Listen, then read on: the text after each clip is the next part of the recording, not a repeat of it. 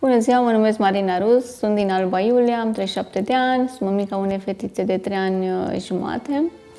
Povestea mea începe în 2017, când în urma unei lovituri, unei căzeturi, mi s-a făcut un nodul la sân. Era benign, nu era nicio problemă, l-am verificat, îl verificam din 6 în 6 luni ca să-l țin sub observație, tot a fost ok.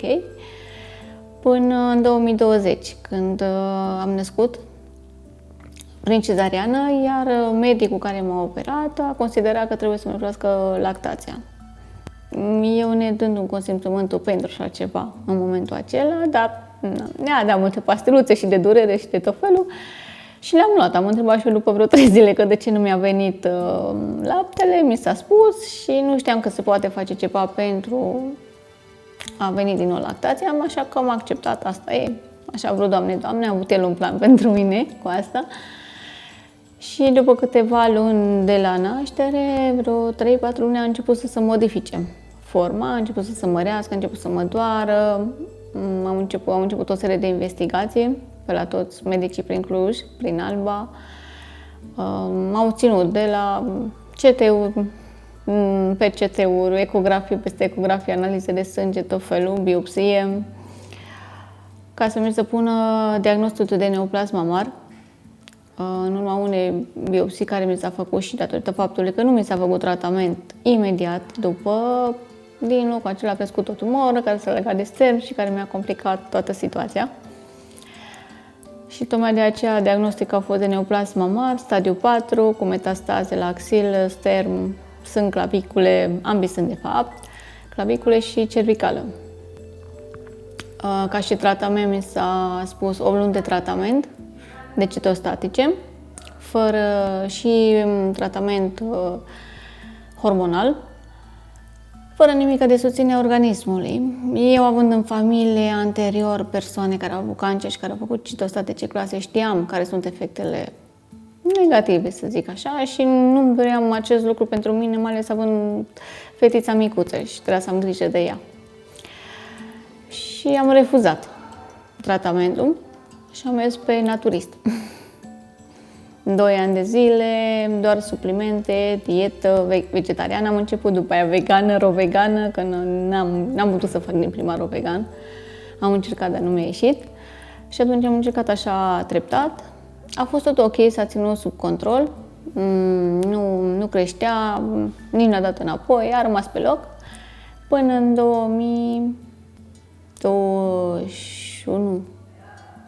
2021 am făcut COVID și eu și fetița. Și atunci toată situația mi s-a complicat. De la 5 cm am ajuns la o tumoră de 15 cm, care mi-a afectat și mâna stângă. N-am mai putut să-mi ridic fetița, să o folosesc, nici măcar să tai o ceapă, că n-aveam putere în ea să țin. Dureri infernale, am slăbit foarte mult. De la 60 de kg am ajuns la 39, eram piele și os, dacă bătea vântul mai tare, mă zbura și pe mine. Și îmi doream, atunci chiar am început să caut și să-mi doresc și să mă rog la toți sfinții și la Doamne și la Maica Domnului și la cine știam eu să mă ajute să găsesc o clinică care să oferă și tratamente alternative de susținere a organismului. Găsisem ceva în Germania și chiar atunci, în acea săptămână, l-am sunat pe un păr de la Mediaș să-l întreb, că știam, el avea un lanț de farmacie, știam că mai duce persoane bolnave de cancer în Turcia, în Germania și l-am sunat să văd ce zice, ce îmi recomandă. Și mi-a zis, ce ai să te duci tu în Turcia și în Germania, n-ai ce face cu banii? Că e și scump, e și greu, e și departe. Uite, există în România o clinică care are terapiile care le au și celelalte încă mult mai multe. Și cunosc eu o măicuță care se tratează acolo, avea un cancer agresiv și s-a vindecat și bine și e extraordinar. Uite, te pun în legătură cu ea, Maica Gerasimi, care ulterior am cunoscut-o. Mi-a dat numărul ei de telefon, am sunat-o, am vorbit și, Doamne, mulțumesc pe această cale la Maica Gerasimi că mi-a salvat viața, practic. Și ea mi-a făcut și primele programări.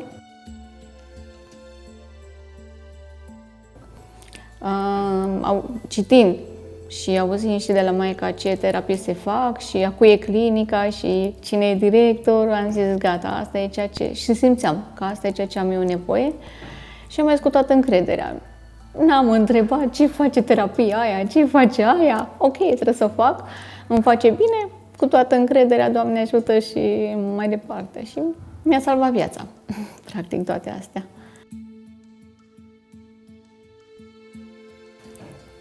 Legat de tratamente și de imunomedica, prima zi în care am ajuns aici și am început tratamentele a fost 25 septembrie, anul trecut, deci 2022. Atunci a fost prima zi, nu știu, când am venit, nu știam unde trebuie să merg, ce trebuie să fac, dar personalul a fost foarte drăguț și m-a îndrumat. La recomandarea domnului dr. Tâmboiu am început tratamentul oncologic de IPT, care mi s-a părut minunat pentru că nu are aceleași efecte negative, prin scăderea glicemiei, tot citostaticul practic se duce direct în tumoră, nu și în celelalte celule. Și efectele negative, n-am avut acel rău, să nu fii în stare să, știu și eu, să mergi, să muncești, să faci ceva, să mănânci, cum se întâmplă în cel clasic, în mare parte la majoritatea persoanelor. Și pe partea de tratamente alternative care eu mi le doream și care aveam mare încredere că ele practic îți susțin organismul, doamna Veronica Iatan m-a ajutat foarte mult. Mi-a recomandat perfuzii de vitamina C, care am început cu cantități mai mici până am ajuns la 75 de grame. Am început cu 12,5, 25, 50, tot așa. M-a ajutat foarte mult la vitalitate, aveam o energie după fantastică, curcumin, am făcut resveratrol, boswellia, aminoacizii care m-au ajutat iară foarte mult. Iar ca și terapii complementare, am făcut și ozonoterapie și hiperbara, care m-a ajutat extrem de mult pentru că când am venit aici nu puteam să conduc, datorită unei semi-paralizii la ochiul stâng, deci normal cum era normal, eu l-aveam așa, deci nu vedeam să conduc, nu puteam să conduc, nu puteam să citesc mai mult de o pagină, nu puteam să mă uit pe telefon mai mult de 15 minute, că mă dureau ochii și mi se punea o ceață pe ei. Tot din cauza bolii, din cauza emoțională, toate. Un cumulativ de multe emoții care au venit la pachet toate și m-au ajutat să zic așa. Și după o lună de hiperbară, am făcut aproape zi de zi, când era deschisă clinica. Efectiv m-am dus să conduc. Am început să citesc, să ajung la 50 de pagini, 100 de pagini citite. Și faptul că puteam să conduc și nu mai depindeam de taxi, maxi-taxi, de altcineva să mă ducă, să mă aducă, a fost minunat pentru mine. Deci ca și terapii alternative, am făcut hidrocolon, deși am ezitat o perioadă să fac, că mi se părea așa, adică, nu știu, greu, oare dacă mă doare, oare cum va fi. Într-adevăr, prima a fost, așa, m-am simțit ciudat, că nu, e prima dată și e normal, dar după aia așa de, nu știu, energică m-am simțit și de plină de vitalitate și e o senzație extraordinară. Sauna cu infraroșu, iar e fantastică, în special dacă faci CT-uri cu substanțe de contrast sau PCT-uri, practic ajută la eliminarea toxinelor și majoritatea avem toxine noi și metale grele și mă ajută foarte mult lucrul acesta. Ce am mai făcut de 3 luni de zile? Acum 3 luni de zile am făcut o operație de electrochimioterapie pentru că aveam pe sternum, mi-a mai rămas cât o jumătate de nucă, o tumoră și nu vrea să se ducă nicicum, se încăpățânase. Și am zis, ok, hai că-ți găsesc altceva dacă nu mai merge cu astea, că mergea, dar încetuț, adică era mai încăpățânată ca orice lucru. La început merge bine și după aia merge un pic mai greu spre final. Și am făcut o operație de electrochimioterapie, practic, care se introduce citostatic pe venă, se introduce niște electroze în jurul tumorii și te curentează pe românește și prin asta omoră tumora în sine, o arde. Și într-adevăr a avut efect. Deci chiar mi s-a dus și de pe stern și de prin sân nu a mai găsit domnul doctor ceva nodul, mi-a pus. E un pic grea, deci o operație grea. Nu prea știu eu foarte, foarte multe, dar am simțit după efectele. Am meritat să o fac, să merită în momentul în care, zic eu părerea mea, în momentul în care celelalte funcționează dar mai încet și vrei să încerci ca o soluție mai la coadă, așa mai spre final, funcționează, doar că trebuie să cine o face să fie foarte atent, să facă tot ce ține ulterior de dezinflamare, deci trebuie să facă foarte multe vitamina C, curcumin, salinomicină, tot ce ține de dezinflamare, pentru că se produce o inflamație foarte mare în organism. Prin asta e un lucru benefic pentru că omoară tumora, dar atunci trebuie făcut niște pași după și asta trebuie să fie orice pacient atent și slavă Domnului că le-am făcut și a fost ok. Dă unele dureri, dar trec. Pentru că e normal. Mai ales la mine fiind pe os, eu le-am simțit un picuț, să zic așa. Cine nu are pe os, are doar în țesut, e mult mai simplu, e ok. Și eu nu puteam să folosesc toată partea stângă. Mi-era amorțită. N-am putut să-mi ridic înainte să vin la clinică, 8 luni de zile fetița în brațe. Era cea mai mare durere a mea. Și cu laser terapie, practic, mi-a recăpătat mobilitatea la mână, mi s-a dus amorțeala, durerea și după o lună jumate, a ridicat-o pentru prima dată în brațe. Și țin minte și acum că zicea, mami, nu vine să cred, mă poți ridica în brațe. Deci a fost un lucru minunat și un lucru care efectiv am simțit că am revenit la viață și pentru asta o să fiu veșnic recunoscătoare clinicii lui Dumnezeu, Maica Domnului și Maica Gerasimei. Pentru că datorită lor sunt aici. Și datorită lor mi-am recuperat partea stângă. Mi-a rămas doar 2 degete așa un pic amorțite, dar chiar nu contează. Și asta pentru că sunt niște nervi, niște noduri pe nervi, pe articulații care apasă și atunci simți, să zic așa, un mic efect, dar față de ce am avut, n-am cuvinte să spun, sunt alt om. Aproape omul care am fost înainte de boală, să zic așa. Atât de energic și de bine te simți după ele. Am făcut și hipertermie locală, care tot așa omoară din celulele tumorale prin faptul că se încălzesc, și hipertermie totală, care e una, să zic așa, interesantă și greuță ca și terapie. Primul efect care l-am văzut după prima ședință de asta, eu am venit că n-aveam voie să stau la soare, eram albă la piele și când m-am văzut după primele 2 hipertermii totale, că eram bronzată un pic, am zis, Doamne, ce minunăție! Mă și bronzez, mă și tratez. Asta așa ca spirit de glumă, dar atât de bine dormeam 2-3 nopți după și mă simțeam foarte bine de la hipertermie totală. N-am mai putut să fac o perioadă pentru că am făcut tromboză. Dar și aceasta se vindecă, totul se vindecă dacă ai încredere în Dumnezeu și în tratamentele care le faci, pentru că poți să faci absolut orice, dacă nu ai încredere, nu va funcționa. Și am venit cu toată încrederea că chiar va funcționa. Pe partea de tromboză m-a ajutat foarte mult domnul doctor Broscaru, atât ca și tratament, cât și ca suport și absolut orice.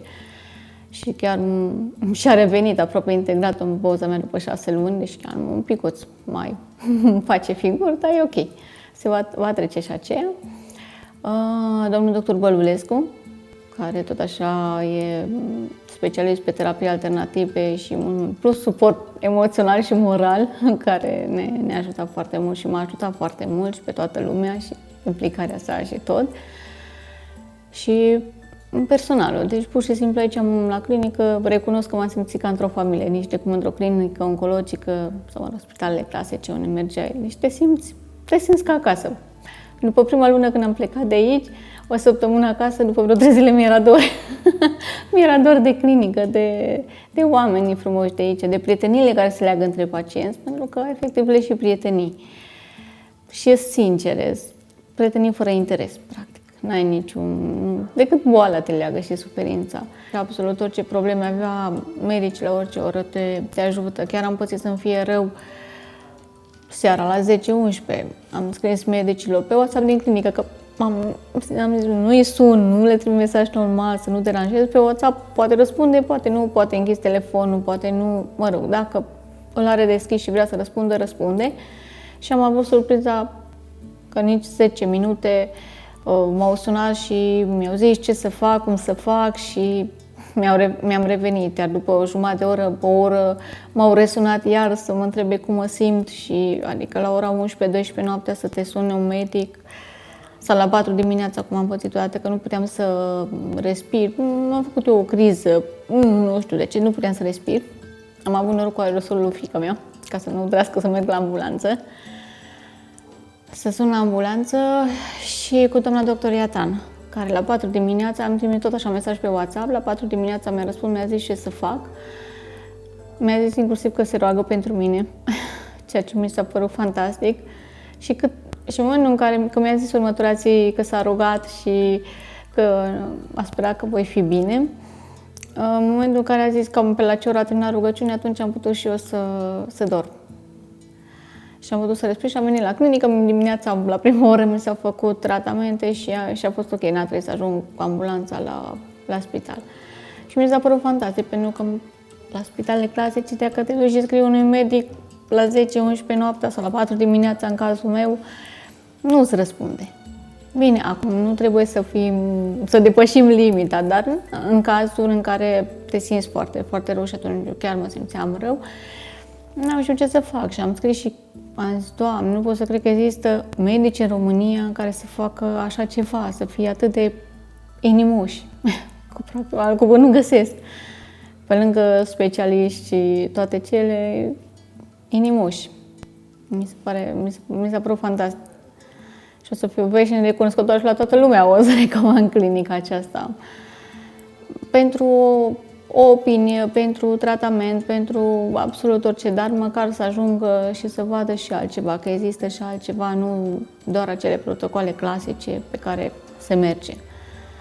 Pentru că am văzut aici persoane care au venit în căruciuri cu rotile, care depindeau de o persoană să le ajute, să le dea apă, să le dea să mănânce, așa, și după câteva luni merg pe picioarele lor, n-au nevoie de altcineva să stea cu ei, să-i ajute. Deci, foarte multe cazuri am văzut de genul. Și unul eu, de că am venit la 39 de kilograme piele și os, acum am vreo 53, mă dau și eu mare.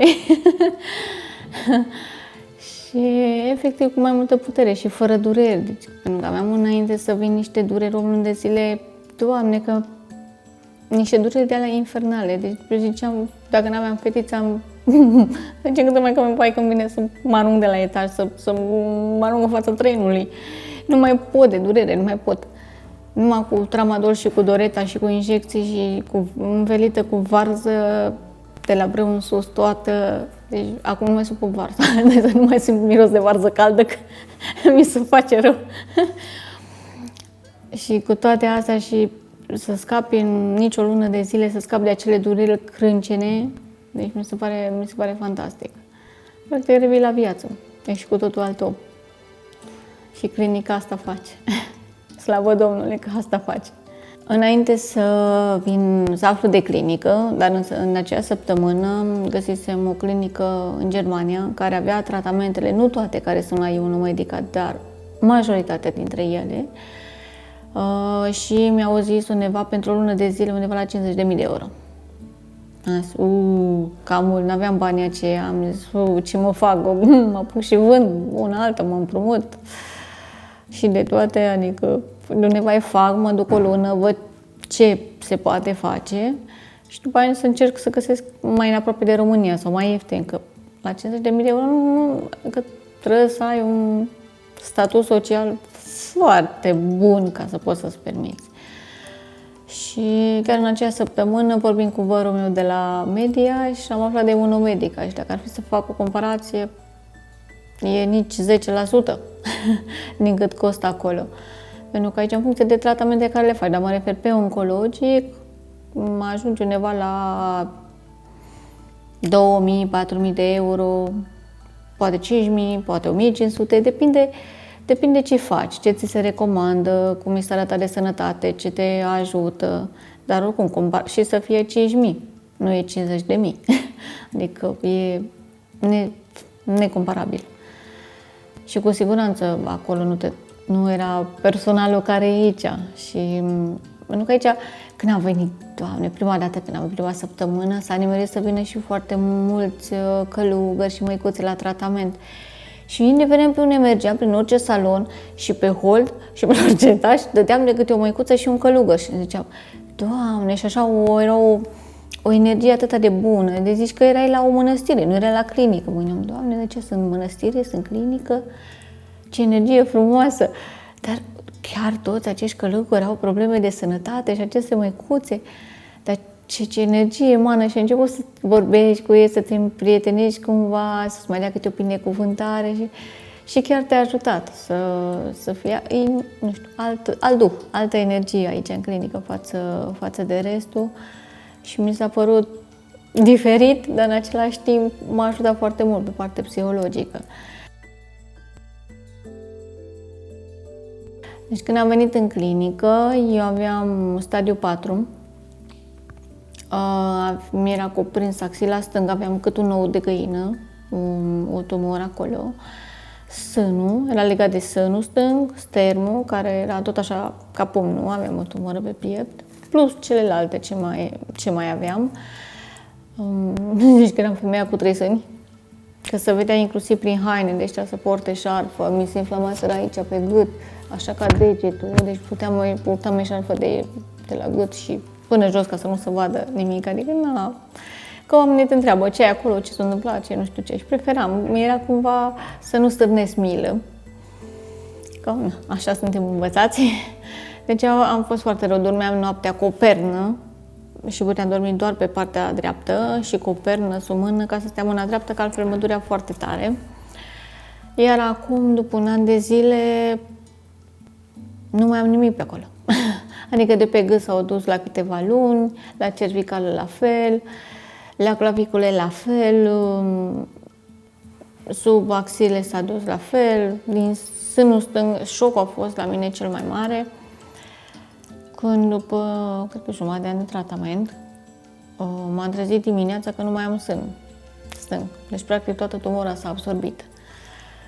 Și mamă, ce m-a mai năcăjit, că unde mi-e sânul și că, vai, nu știu ce, de vreo 3 zile am plâns ca o prostuță, că unde mi-e sânul. Și după aia am realizat și am început să mulțumesc la Dumnezeu că s-a dus, că nu mai contează că nu e, că practic s-a dus tumora și că sunt bine.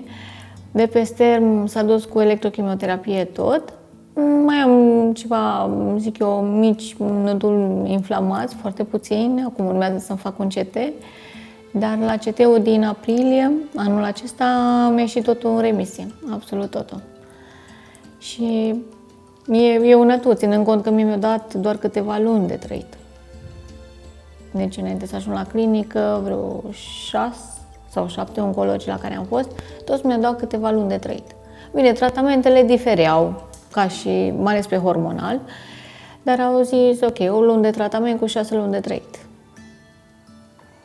Și am zis, ok, eu cu copil mic, păi dacă fac în perioada asta 3-6 luni și din 2 în 2 săptămâni, o săptămână după chimioterapie nu sunt în stare de nimic, nu mă bucur de fetițe decât foarte puțin. Și am zis, ok, merg pe naturist, am mers pe suplimente și pe dietă naturistă, 2 ani de zile, plus tot felul de aparaturi, malul Nicolae Tesla, cu ozon în apă, cu aparat de ozon, cu tot felul, deci o grămadă de chestii am încercat, cu unde electromagnetice, cu tot felul. Într-adevăr, m-au ajutat, mi-au ținut pe loc până am făcut COVID toată problema și nu a lăsat să se ducă la organe, la oase, la, știu și eu, la creier, să zicem.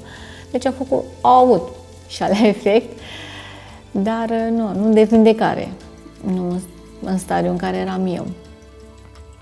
Și acum, slavă Domnului, cred